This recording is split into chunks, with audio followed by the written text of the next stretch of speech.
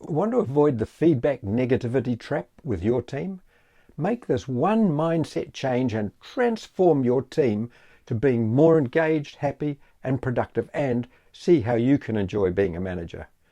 Give me 3 or 4 minutes and I'll show you the action that you can do right now.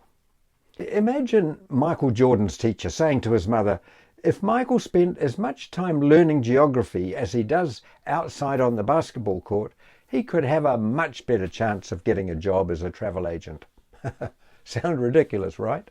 But that's often how you might be tempted to think about members of your team, or even yourself for that matter.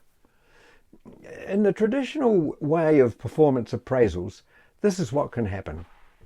Every few months or even annually, you look at how you've gone and where you can improve, and then make a performance improvement plan. Well, that's long gone as an effective way of getting better results, even though many companies insist on still doing it. As a manager, recognize your own drive to get everything perfect or nearly right. You want everybody to be performing at a maximum level. You can get constant improvement, but it takes a lot more than just correcting people's weaknesses. It's not your fault that you might be this way. When you think of growing up as a child, you got a lot of this kind of corrective talk, right? I mean, a child has to learn a whole lot of new things right from scratch.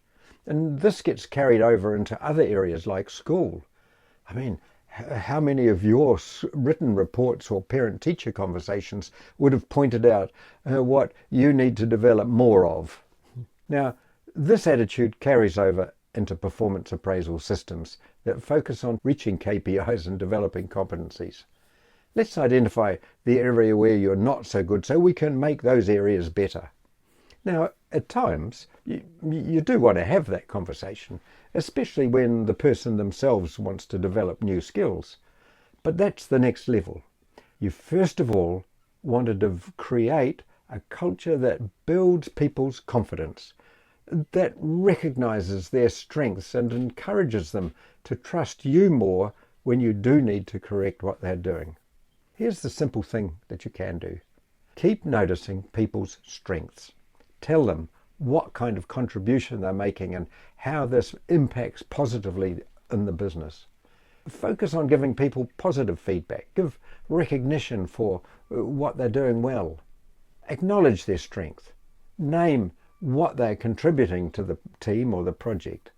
This is called a strength-based approach. It builds on what's already there rather than emphasizing what's missing. If you want to know how you can make these changes stick and become part of your effective leadership style, then book a free 45-minute game plan call with me.